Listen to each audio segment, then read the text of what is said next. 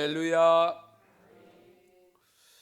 여러분, 오늘날 우리가 살아가는 세상에 가장 필요한 것이 무엇일까요? 물론 개인마다 다를 수는 있겠습니다만 가장 필요한 것, 아마 지금은 전 세계적으로 필요한 것이 코로나 바이러스가 빨리 퇴치되는 일이 아닐까 하는 생각을 가져봅니다. 코로나의 전파 속에서 불안함과 두려움으로 살고 있는 세계인들에게 필요한 것이 무엇일까? 역시 사랑의 삶의 현장이 아닐까요? 언제 어디서든지 모든 사람에게 필요한 것을 살펴보면 결국은 사랑이더라고요. 그래서 하나님은 지금도 하나님의 자녀로 삼으신 우리들, 즉 크리스찬들을 통해서 나타내고 싶어하는 것이 무엇인가 하면 당신의 이름입니다. 당신의 이름을 나타내는데 가장 필요한 것이 뭐냐? 사랑이거든요. 왜? 하나님은 사랑이시기 때문에.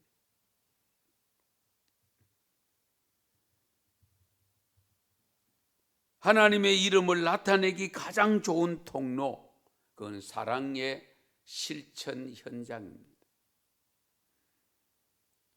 예수님이 세상에 오심도, 고난받으심도, 십자가를 지심도, 심지어 부활하시고 성천하심도, 다시 오심도 사랑 때문입니다. 그렇다면 그 사랑 때문에 우리가 구원받은 자로서 살아간다면 우리는 어떤 모습으로 살아야 할까요? 그 해답이 오늘 본문에 기록되어 있습니다. 오늘 본문을 통해서 우리에게 주시는 말씀의 핵심은 하나님은 사랑의 하나님을 알고 믿어야 된다 하는 것입니다. 그 사랑의 하나님을 알고 사랑의 하나님의 사랑을 받아서 산다고 하면 결국은 우리도 사랑의 실천자가 되어야 합니다. 그래서 우리에게 권고하십니다. 7절에 보면 서로 사랑하자. 우리가 서로 사랑하는 것이 마땅하다고 11절에 일러주고 있습니다. 그러면 왜 서로 사랑함이 마땅한 일인가? 하나님은 사랑이시기 때문에. 8절과 16절에 보면 하나님은 사랑이시라고 분명히 말씀합니다. 하나님은 사랑이심을 직접적으로 나타내 보여주신 것이 바로 예수님입니다. 오늘 본문 9절을 보시면 하나님의 사랑이 우리에게 이렇게 나타난 바 되었으니, 하나님의 사랑이 우리에게 이렇게 나타난 바 되었으니 하나님이 자기의 독생자를 세상에 보내심은 그로 말미암아 우리를 살리려 하심이라. 예수님을 이 땅에 보내서 죽어야 마땅한, 지옥으로 가야 마땅한 우리를 살리시기 위하여 이렇게 보내신 것은 하나님이 사랑을 표현한 것이다.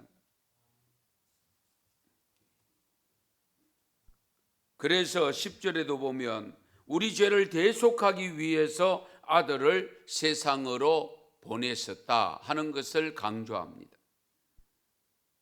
의인을 위해서 보내셨다면 그래도 이해가 되는데 죄인된 우리를 위해서 보내셨으니 이것이야말로 사랑 중의 사랑입니다. 이렇게 하신 것은 결국 죽어야 마땅한 우리를 살리시려고 그렇게 보내신 것인데, 사랑이 아니면 할 수 없는 일입니다. 오늘 9절 하반절에 보면 하나님이 자기의 독생자를 세상에 보내심은 그로 말미암아 우리를 살리려 하심이라. 여기 우리를 살리려 한다는 이 삶은 육신의 삶을 의미하는 것은 아니죠. 영적인 삶, 영혼의 삶을 말합니다. 우리 영혼을 영원히 살도록 하기 위해서 우리 하나님께서는 독생자를 세상에 보내셨다. 이와 같은 엄청난 하나님의 사랑을 받은 자가 되었으면 우리 또한 사랑의 삶을 살아야 됩니다. 사랑은 알고도 행하지 않는 것이 아닙니다. 반드시 행하여야 됩니다.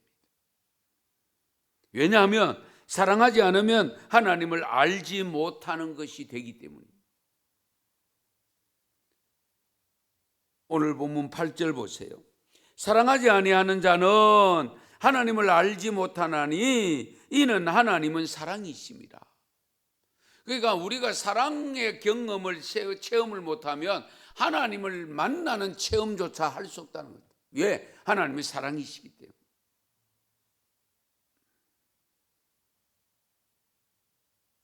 적어도 하나님을 고백하며 하나님이 우리를 사랑하셔서 독생자를 화목제물로 보내주심을 믿고 구원받았다는 것을 믿는다면 우리는 이유 없이 사랑의 삶을 살아야 됩니다.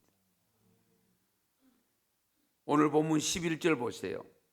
사랑하는 자들아, 하나님이 이같이 우리를 사랑하셨은즉 우리도 서로 사랑하는 것이 마땅하도다. 마땅하다. 성도 여러분, 우리가 하나님의 사랑을 깨달아 사랑하는 삶을 사는 자는 우선 두려움이 없어야 됩니다. 지금 우리가 살고 있는 세상은 온통 불안과 두려움에 휩싸여 있습니다. 불안함과 두려움은 우리가 사랑을 하는 사랑을 방해합니다.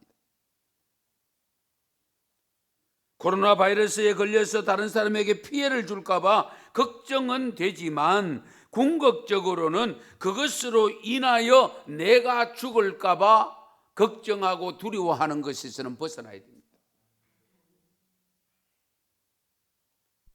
세상은 비록 두려움으로 가득 차 있다 할지라도 사랑의 하나님을 믿는 자는 두려워하지 말아야 됩니다. 오늘 본문 17절 18절 좀 같이 읽겠습니다. 17절 18절입니다. 이로써 사랑이 우리에게 온전히 이루어진 것은 우리로 심판날에 담대함을 가지게 하려 함이니 주께서 그러하심과 같이 우리도 이 세상에서 그러하니라. 사랑 안에 두려움이 없고 온전한 사랑이 두려움을 내쫓나니 두려움에는 형벌이 있음이라.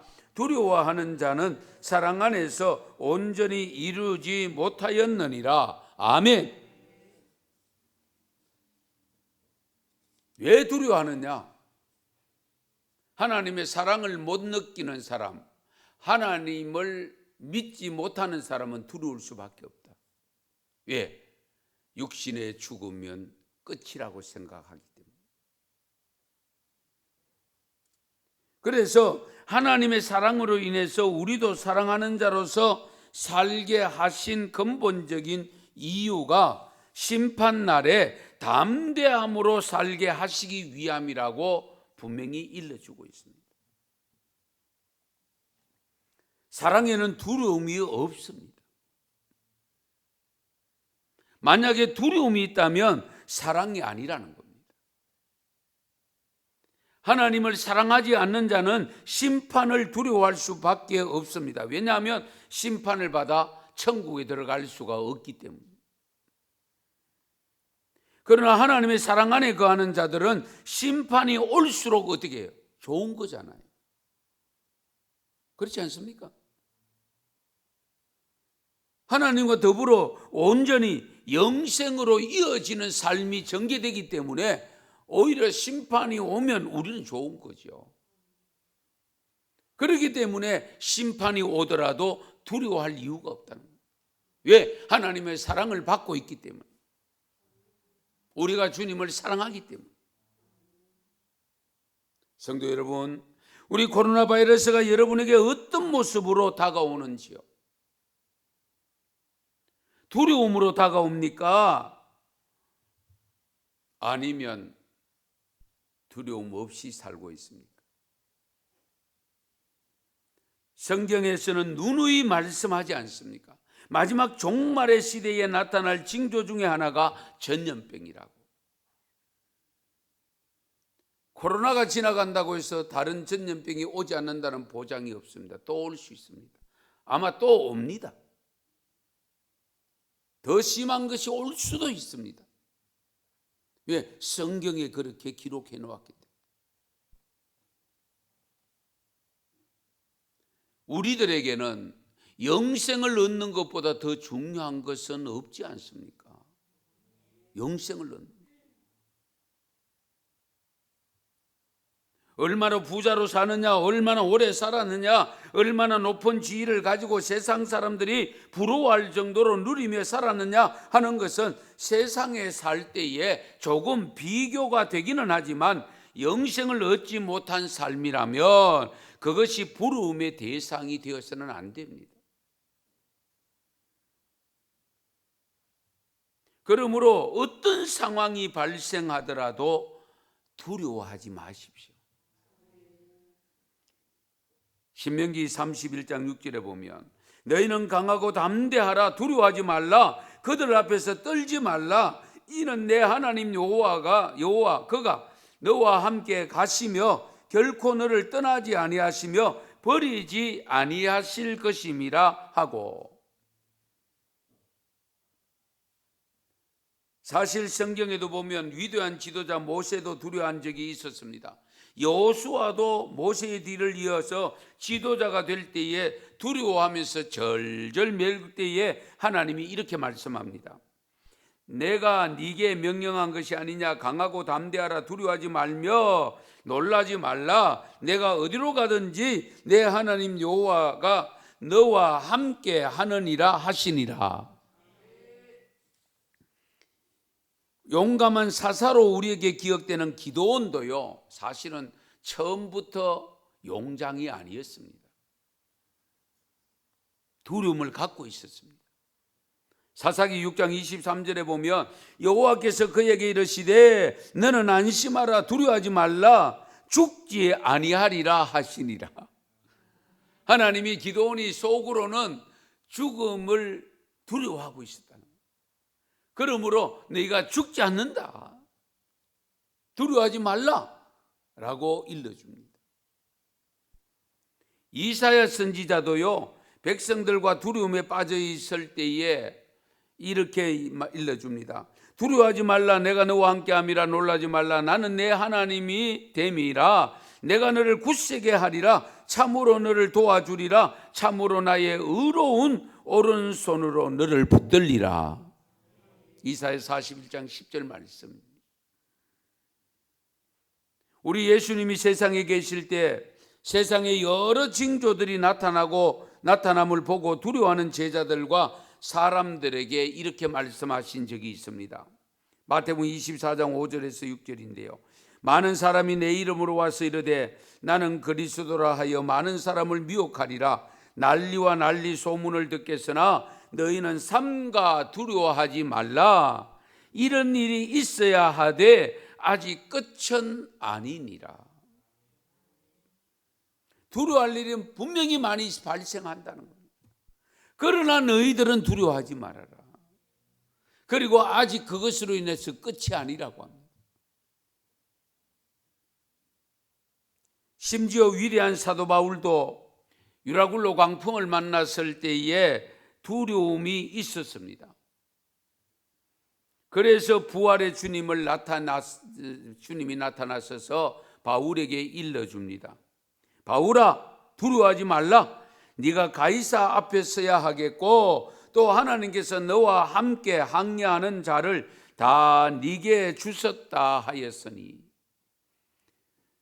그래서 자기가 이 소리를 듣고 음성을 듣고는 거기 선원들과 두려워하며 떨고 있는 모든 성객들에게 일러주셨던 겁니다. 성도 여러분, 제가 묻겠습니다. 하나님을 사랑하십니까? 하나님의 사랑을 받고 있습니까?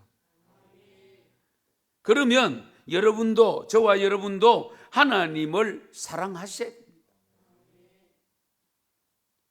우리가 하나님을 진정 사랑하고 하나님이 나를 사랑한다는 것을 확실하게 믿는다면 세상이 아무리 요동치고 지축이 흔들려도 심판이 다가오는 주님의 천사장들을 앞세워서 내려오신다 할지라도 두려워하지 마십시오. 오히려 기뻐하며 찬송하며 주님 맞을 준비된 삶을 살아야 됩니다. 정말 하나님을 믿는다면 우리가 두려워해야 될 것이 딱 한 가지가 있습니다. 마태복음 10장 28절에 이렇게 기록합니다. 몸은 죽여도 영혼은 능히 죽이지 못하는 자들을 두려워하지 말고 오직 몸과 영혼을 능히 지옥에 멸하실 수 있는 이를 두려워하라. 영혼까지 죽일 수 있는 분이 누굽니까? 하나님. 하나님이 나의 영혼을 하나님 나라로 인도하지 못할까? 그걸 두려워하라. 마지막 때에 하나님 앞에 서지 못할까? 그것을 두려워해요. 믿음의 사람들은 좀 담대해져야 됩니다. 세상 사람들과 똑같은 상황을 접했을 때에 똑같이 두려워하고 똑같이 불안해하면 믿는 것과 믿지 않는 차이가 뭡니까?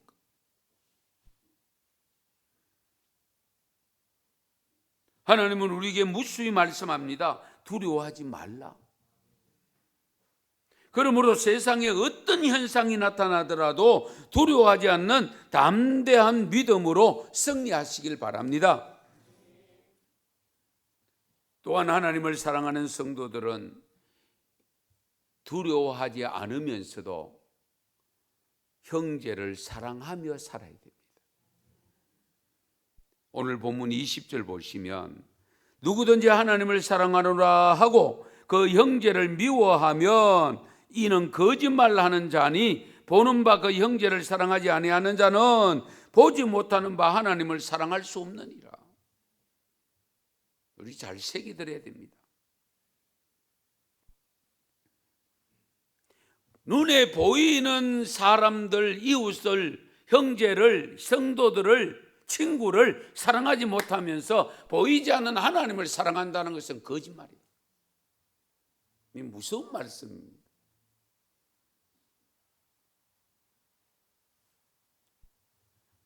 결국은 이웃을 나의 몸과 같이 사랑해야 됩니다. 성도 여러분, 오늘 우리가 솔직하게 고백해 보십시다. 하나님은 사랑이심을 믿습니까? 여러분은 그 사랑을 무엇으로 확인하셨습니까?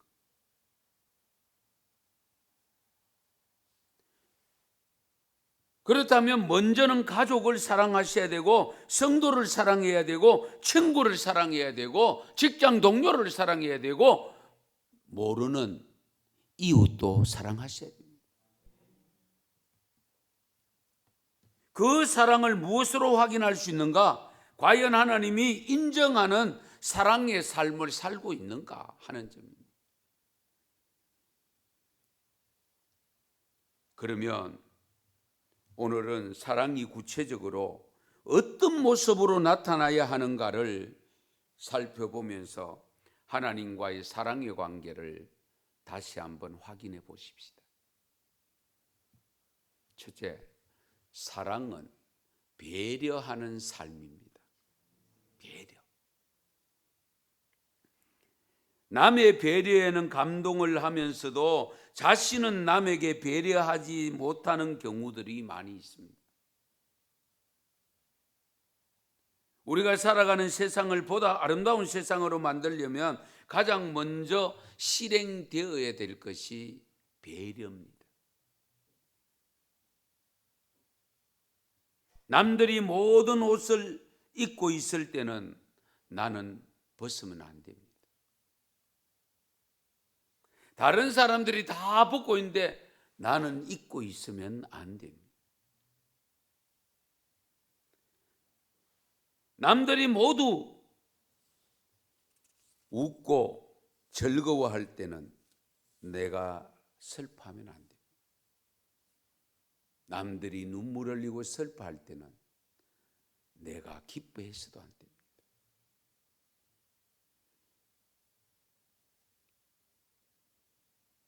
다른 사람 다 앉아 있으면 나도 앉아야 됩니다.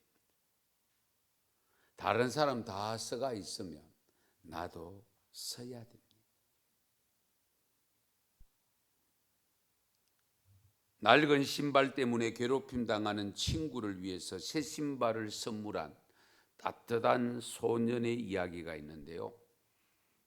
지난 2016년 11월 4일자 영국 일간 미러는 미국 켄터키주에 위치한 그린우드 고등학교에서 포착된 감동의 영상과 함께 사연을 공개했습니다. 영상에 따르면 붉은색 옷을 입은 테이라는 소년이 흰색 옷을 입은 소년에게 유명 브랜드인 조던 운동화를 선물을 합니다. 이유인즉 낡은 운동화를 신어서 다른 아이들에게 왕따를 당하는 소년이 11월 2일 날 그의 11월 2일 날 한 친구로부터 새 운동화를 선물 받은 내용입니다. 인스타그램에 따르면 왕따를 당하던 소년이 그날 전날 체육관에 갔을 때 태희가 신발 사이즈를 묻습니다. 소년이 아니 왜 그러냐고, 왜 묻느냐고. 그때에 이 태희가 내일 네가 다시 이곳으로 꼭 오길 바란다. 나는 괜찮은 사람이야. 그래가면서 이야기를 합니다. 그래서 2일날 다시 소년이 체육관에 갔을 때에 작은 무리들의 아이들이 함께 있었습니다. 그 무리 가운데 있는 태희가 조던 운동화가 유명한데 그 조던 운동화를 꺼내서 네 거야 하고 신으라고 건네줍니다. 운동화를 갈아 신은 이 소년이 이유를 물었습니다. 그때의 태희가 우연히 아이들이 신발 때문에 너를 괴롭히는 것을 내가 본 적이 있다. 너를 위해 운동화를 사주고 싶었다. 갑작스런 선물에 이 소년은 너무 놀랐지만은 태희의 배려심에 감사하며 끌어안아 포옹을 했습니다. 영상이 공개되었을 때에 네티즌들은 두 친구의 우정에 감동했습니다. 하나님이 태희에게 더 많은 축복을 주실 것입니다. 세상은 태희와 같은 영웅이 더 많이 필요합니다. 태희 같은 소년 덕의 세상은 아직 살만하네 등등의 메시지가 올라왔습니다. 한편 영상은 온라인상에서 빠르게 확산되어서 많은 사람에게 감동을 전해준 사건입니다. 작은 배려지만 큰 사건이 되었습니다. 이런 삶이 일상에서 행해진다면 모두가 행복하겠지요. 향기 나는 나무는 찍는 도끼에도 향기를 묻힙니다. 행복은 배려하는 나로부터 전염되는 행복한 마음의 병이기도 합니다. 배려는 사랑입니다. 저와 여러분들도 습관이 될 정도로 배려하는 삶을 살아 사랑의 실천자가 될 수 있도록 함께 노력하며 나아갈 수 있기를 바랍니다. 그 다음에 사랑은 나누는 삶입니다. 부자가 친구에게 불평을 늘어놓았습니다. 사람들은 나를 이기적이고 인색하다고 좋아하지 않는다네. 그러나 난 내가 가진 모든 재산을 자선단체에 기증하기로 유언장을 써놓았다네. 친구의 말을 듣고 있던 친구가 이런 이야기를 해줍니다. 그렇다면 암소와 돼지 이야기가 자네한테 교훈이 될 수 있겠구나. 돼지가 암소를 찾아가서 불평을 늘어놓았다네. 사람들은 입만 열면 자네를 인정 많은 친구라고 떠들어대지. 자네는 사람들에게 우유를 제공하기 때문이지. 하지만 사람들은 나에겐 얻어가는 것이 너에 비하면 나는 거의 전부 다 준다. 그런데도 나에게는 늘 칭찬이 별로 없다. 내가 한번 생각해봐라. 훈제한 허벅지, 뱃살고기, 정지한 돼지기름 물론이고 심지어 족발까지 한두 가지 아니지 않냐. 그런데 날 좋아하는 사람은 아무도 없어. 그들에게 나는 한낱 돼지요 욕심꾸러기일 뿐이야. 왜들 그러는지 모르겠어. 암소는 곰곰이 생각해 보더니 이렇게 말했답니다. 그건 나는 살아있을 때 주는 것이기 때문일 거야. 이해가 되십니까? 내가 살아있는 동안에 나를 주었기 때문일 거야. 너는 죽어서 주는 것이고 나는 살아있을 때 주는 것이다. 우리 예수님도 공생의 기간 내내 자신의 몸을, 즉 삶을 내어놓았잖아요. 언제든지 주님이 원하실 때 이웃을 위해서 기꺼이 자신을 내어놓았습니다.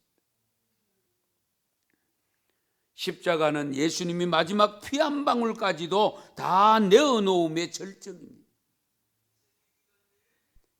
우리 이웃 간에서도 세상을 떠나면서 마지막 쓸모 있는 장기를 다 필요로 하는 사람들에게 내어주고 마무리하는 분들이 있기는 합니다만은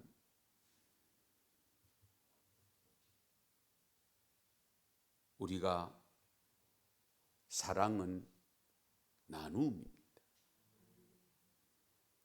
사랑이 클수록 나눔이 태산처럼 커집니다.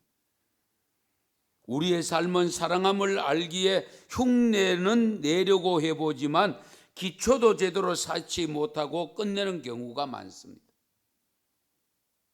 왜냐하면 나눔의 삶, 내어놓음의 삶은 쉽지 않기 때문에. 하나님의 사랑이 무엇으로 우리에게 증거가 됩니까? 성육신 하신 예수님이잖아요. 예수님의 사랑은 무엇으로 증거가 됩니까? 온갖 고난을 다 받으시고 마지막 십자가 상에 내려놓으실 때에 피 한 방울 물 한 방울까지도 다 쏟아 부어주신 그것 때문이잖아요. 그렇다면 우리는 이 엄청난 사랑을 받아 구원받은 자로 살면서 하나님이 만들어 놓으신 하나님 나라에 들어가는 주인공이 되려면 이웃을 내 몸과 같이 사랑하는 사랑의 증거가 있어야 되지 않습니까? 이유 여하를 불문하고 우리는 무조건 사랑의 삶을 살아야 됩니다.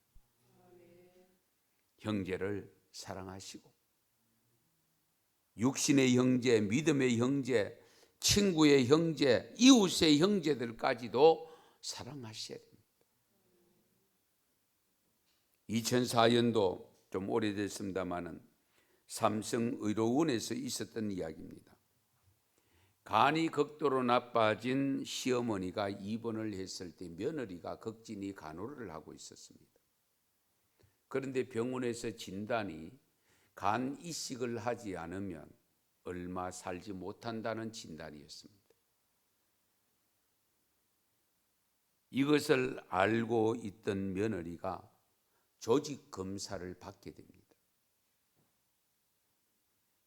그런데 적합하다고 판정이 났습니다. 간 이식 수술을 하게 됩니다. 그 소문을 듣고 기자가 달려왔습니다. 기자가 이렇게 묻습니다. 어떻게 그런 결단을 하시게 되었습니까? 며느리의 대답은 간단합니다. 나는 어머님을 사랑하기 때문입니다. 아프리카의 선교사로 평생을 바쳤던 리빙스턴 목사님이 죽은 지 3년 후에 헨리 목사님이 리빙스턴의 발자취를 조사하러 다녔습니다. 이 헨리 목사님이 가는 곳마다 마을 주민들에게 리빙스턴 선교사님의 삶에 대한 이야기를 듣고 물었습니다. 그때의 그들의 한결같은 대답은 그분은 우리를 사랑했습니다. 그 대답이었답니다. 사랑은 결국 자기를 내어놓는 것입니다.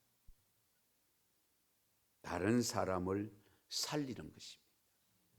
생명을 얻는 일입니다. 그러므로 십자가는 사랑의 드라마의 절정이요, 사랑의 고백의 절정이요, 사랑의 심장의 파열 장소입니다. 예수님이 하나님과 나의 이름을 부르다가 죽은 곳, 그곳은 십자가입니다. 예수님이 한 손으로 내 손을 붙잡고 또 한 손으로는 하나님의 손을 붙잡고 사랑의 심장이 터진 곳이 십자가입니다. 그래서 죄인된 온 인류를 구원하시기 위하여 예수님이 달려 돌아가신 십자가는 바로 사랑입니다. 그러므로 우리 모두 작지만 힘들지만 사랑의 삶을 살아가십시다. 그것이 하나님의 사랑을 확인하는 증거물이 될 줄로 믿습니다. 기도드리겠습니다.